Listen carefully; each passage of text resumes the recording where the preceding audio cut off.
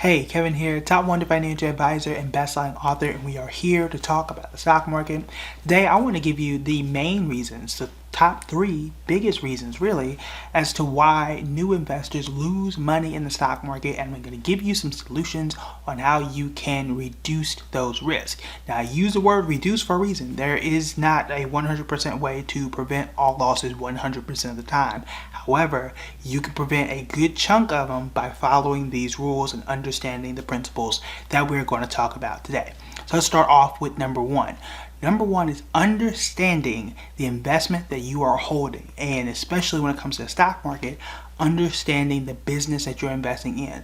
Behind every chart, behind every meme, behind every game where people say, oh, I made this much money, and they post screenshots and all kind of stuff. Behind all of that is a business, and you do need to understand that business. You don't need to be a 100% expert and read every single report from cover to cover. You don't need a master's degree. You don't need any degree to do this, but you do need to do just a little bit of reading to understand what's going on and whether or not it makes sense to buy that company. The other thing too is when you don't understand it, you don't know when to buy, you don't know when to sell, you don't know if this is going to be something that is temporary or something that is permanent, and that's really going to hamper a lot of your returns, and you're going to be in a state where you're really confused and you don't know what to do, and you're asking people who don't know either what you should do, and you're asking the people who may not know your goals what to do, and you run into this huge ball of confusion, which I know you do not want to be in. So an example of this is Snapchat. Snapchat, I think it was last Friday, dropped 27%. 27% in a single day. Why did they drop? Those who understood the business, those who did enough research, knew that back in April, Apple came out with a new update that basically allowed people to opt out of tracking and digital ads, basically. This goes back to pixels and how these apps like Facebook track you, how Google track you. And for example, if you were to Google something or go on Facebook and you start to like certain pages, start to look for certain things, you start to see those ads everywhere. For me, back in, this is 2013, 2014, I was looking for engagement rings for my wife now. But at the time we were just dating, looking for engagement rings, and every single time for like maybe 3 or 4 months, I kept seeing ads for engagement rings. I'm like, I don't need everybody to know that I'm looking for this. I don't want her to know that I'm looking for this. But everything I would scroll past on Facebook, engagement ring, every single time. I looked for a gold necklace one time. That's all the ads I get now is because the one time I look for a gold necklace. That's all because of this tracking. Apple said that, look, we're going to allow people to opt out of it due to all the privacy concerns and stuff, and people are not going to be able to track you in the same way.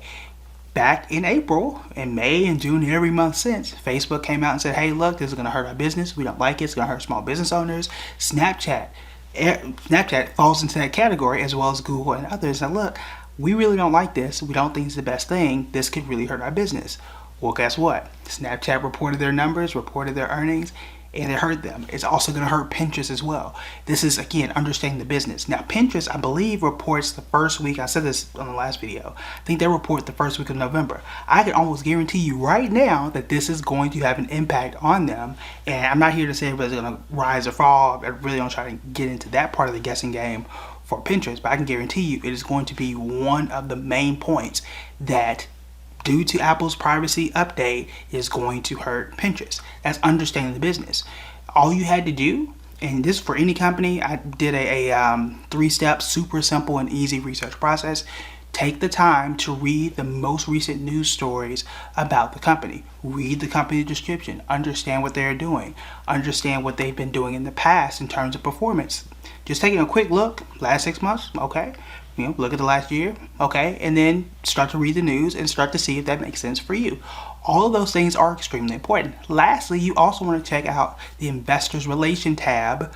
I say tab, the Investor Relations site for each of these stocks. They will tell you in plain language what they are concerned about, what they are doing, what they did last year, and how things are changing for that business. All this stuff can be done within 10 or 15 minutes for any company that you're looking forward to. But if you don't do it, then you're not going to know whether or not it makes sense to invest.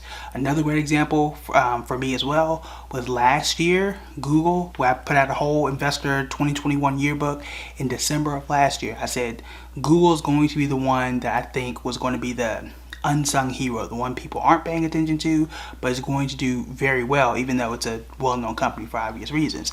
It's up close to 80% now.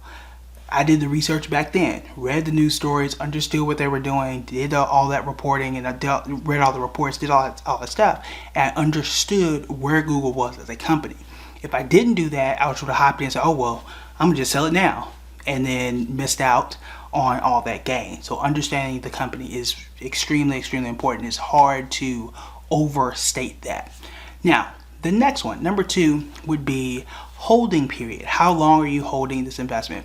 Now, I've had some people say, look, I've invested in something for 2 hours, and people DM me crazy stuff all the time. Like, hey, I bought this 2 hours ago and I lost money. Girl, it's only been 2 hours. Like, you're not going to make money every single minute, every single day. I've had others, I've been doing this for 2 months. Okay, that's fine, right?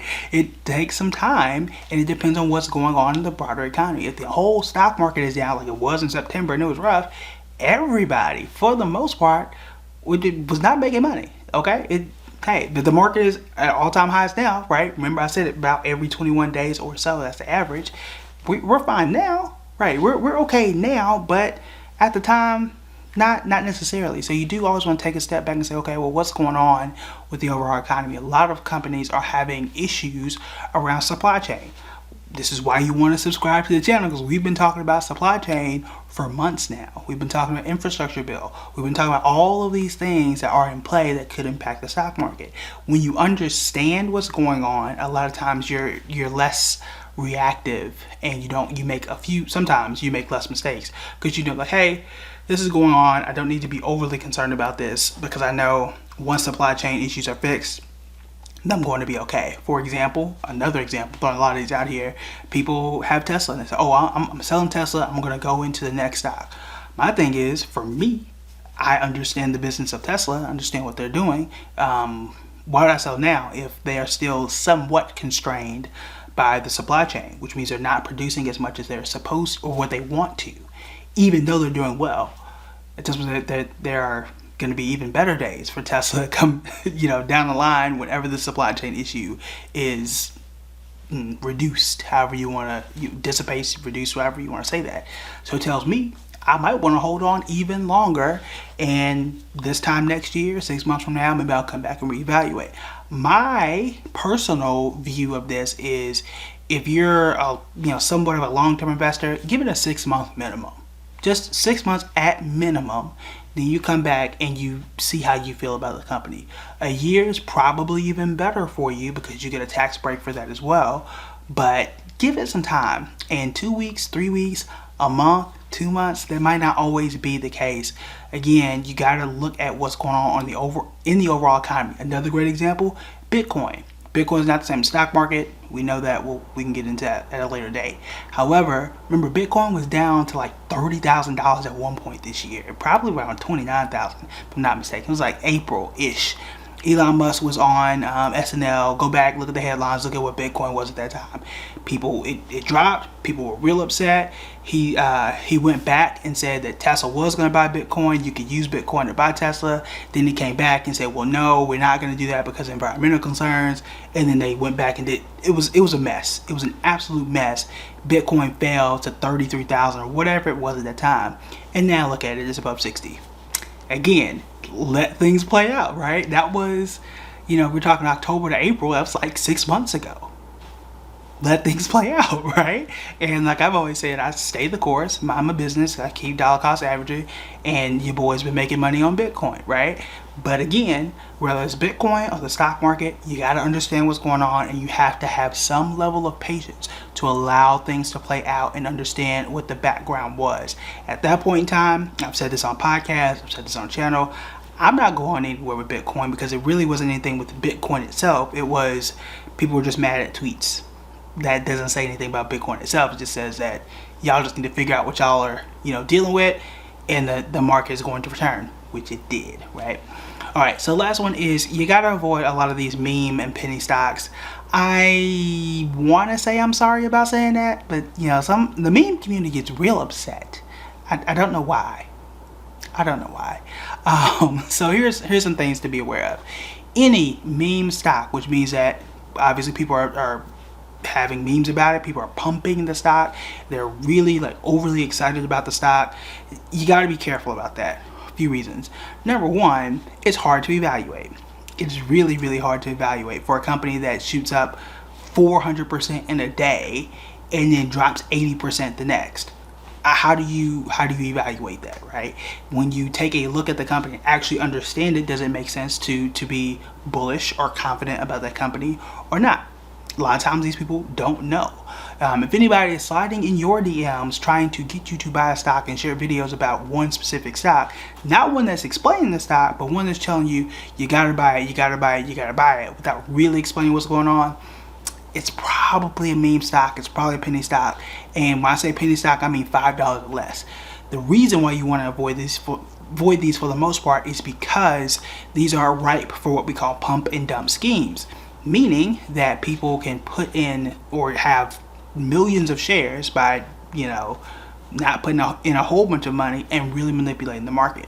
What people do a lot of times with penny stocks and with a lot of these, super fractional meme coins like Dogecoin, I said what I said, or like Shiba Inu is the new one, where people say, look, I've got a million shares, or I've got 10,000 shares, or whatever it is, and they talk about it, and get you to buy it. And when they got in real cheap and they're pumping and pumping and pumping and pumping, by the time you get into it, they say, okay, great, I'm going to cash out, I'm going to take all my profit and gains, and you figure out what you're going to do. This is exactly what happened with Dogecoin earlier this year. It's what's happening with Shiba Inu right now. I can do a whole separate video about that. It happened with Kodak. It happened with Hertz at one point, but now Hertz is kind of coming back to life. We'll see what happens there. It happens every year where people pile into stocks to get everybody excited about it. They bought it at a penny, but you bought it at $5, so they've made money, and then they sell everything, leaving you holding the bag, which is where the term bag holder comes from.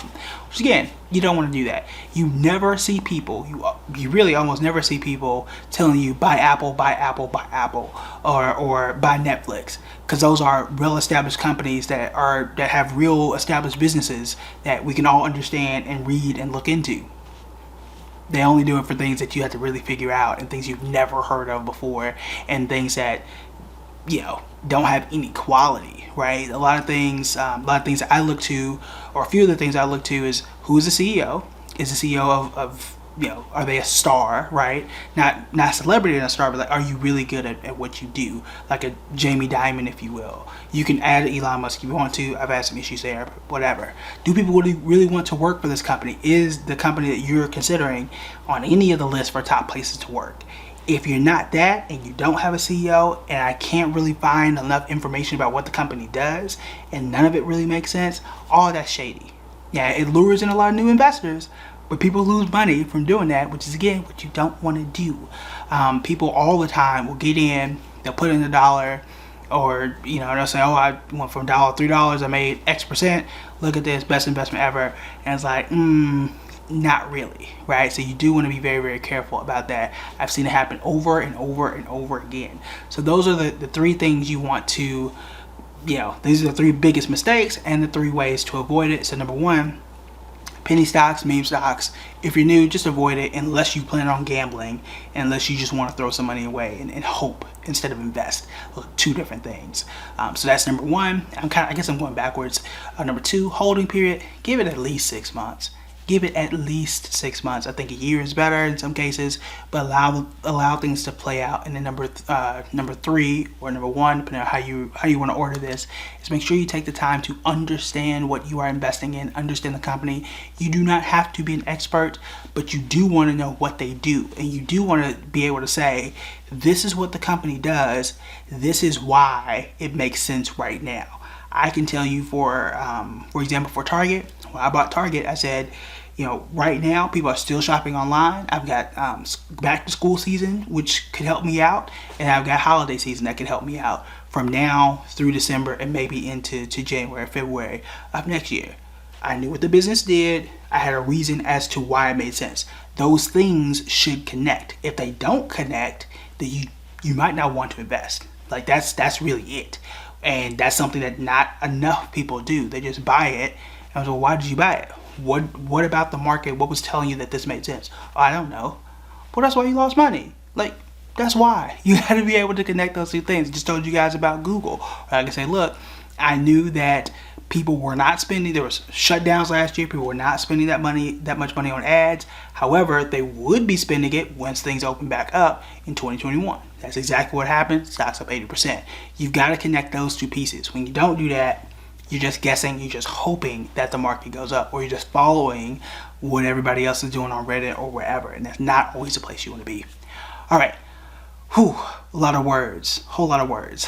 But thank you guys for coming out. Let me know what you think about the video. Let me know what other things that you would like to see added to this list. Make sure you hit the like, subscribe button, all those things. Whatever link is in the bottom of this video, you want to click that as well. Stay in touch via email. Again, I got a really cool project coming out, so you do want to stay tuned for that. I think that date is going to be December 1st, so you want to stay in line for that as it comes out. I do have a special offer for those who, are on the email list. So those are going to be people that find out about this project first. All right, that's it for me. Talk to you guys later.